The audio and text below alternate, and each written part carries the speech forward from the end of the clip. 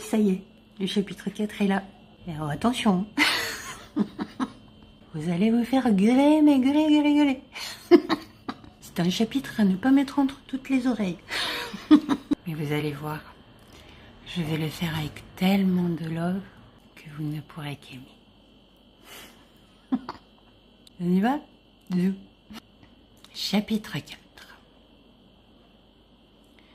C'est pas parce que je vous aime que je peux pas vous gueuler, hein. Bien au contraire, entre frangins, hein. J'en ai claqué des porte-nez de ceux que j'aime. Je leur en ai chialé des seaux de larmes dessus. Hein. Ça n'empêche le love. Le love est une capacité du cerveau droit. On peut pleurer et être dans le love. On peut râler et être dans le love. Le love n'est pas une émotion. Ce n'est pas un sentiment. Aimer, ce n'est pas un sentiment. C'est une capacité que l'on choisit ou non d'utiliser. Ça vous parle, ça? Ça vous remet pas les pendules à l'heure? Ça vous sort pas des grandes illusions qu'on nous sert sur l'amour intime en particulier? Consciemment, ou bien plus souvent inconsciemment, vous choisissez de ne pas aimer. Ou beaucoup plus rarement, d'aimer, s'entend bien. Et à chaque fois que vous choisissez de ne pas aimer, vous choisissez l'injustesse. Oui, c'est encore un mot que j'ai inventé. On a le droit, on parle une langue vivante. En plus, j'ai même pas besoin de vous l'expliquer, celui-là. Vous savez ce qu'est la justesse. Ah bah, vous savez aussi ce qu'est l'injustesse. C'est quand même étonnant qu'il n'existe pas déjà, celui-là. On a bien la justice contre l'injustice, mais je ne pouvais pas utiliser le mot injustice. C'est un mot qui se relie automatiquement au mot victime. Dans l'injustesse, il n'y a pas de notion de victime. Il y a juste la notion d'erreur, de quelque chose qui n'est pas à sa place, d'une fausse note. Voilà donc, à chaque fois que vous choisissez de ne pas aimer, vous êtes dans l'injustesse. Dans l'injustesse pour vous. Si vous choisissez de ne pas aimer quelqu'un qui vous a insulté, vous allez l'insulter au triple ou carrément le cogner.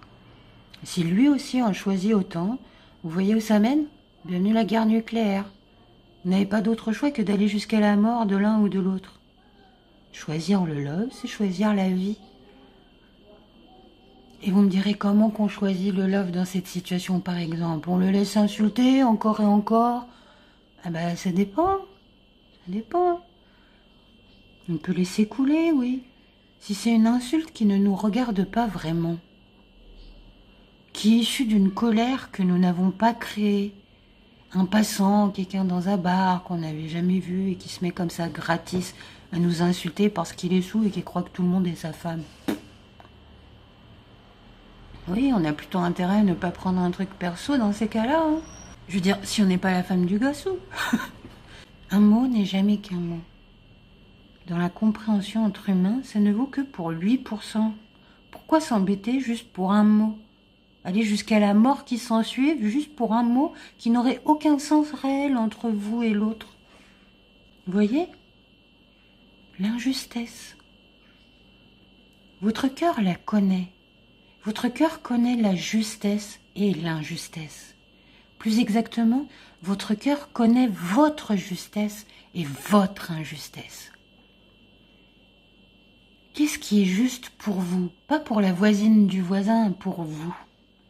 Si c'est juste pour vous de trucider la personne qui a violé votre enfant de 5 ans, tout en sachant que c'est vous qui irez plus longtemps en prison que cette personne-là, profonde injustice, hein, mais que vous préférez une vie en prison plutôt que laisser une seule telle personne en vie, ne serait-ce pas que justice? Si vous aimeriez juste vous trouver devant la personne qui vient de sniper votre enfant de 5 ans et lui envoyer à la gueule un « Pourquoi ?» Pourquoi si bien senti que la culpabilité le rangera à petit feu tout au long de sa souhaitons-la lui courte vie, hein? Ne serait-ce pas que justice? Le truc, c'est que quand on choisit d'aimer, quand on choisit le love en toute chose, Ce genre de choses ne nous arrive pas. J'avais un amoureux comme ça, il était toujours en guerre avec quelqu'un. Et quand ça se calmait, ben, il se trouvait quelqu'un d'autre pour être en guerre. Il avait ses raisons, c'était un Yougo comme moi.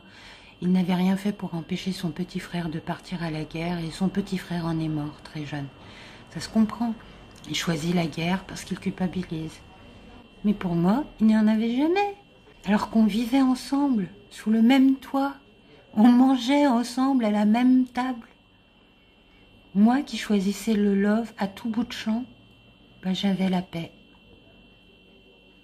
Personne ne venait jamais me faire la guerre à moi, sous prétexte que j'étais avec cet homme-là.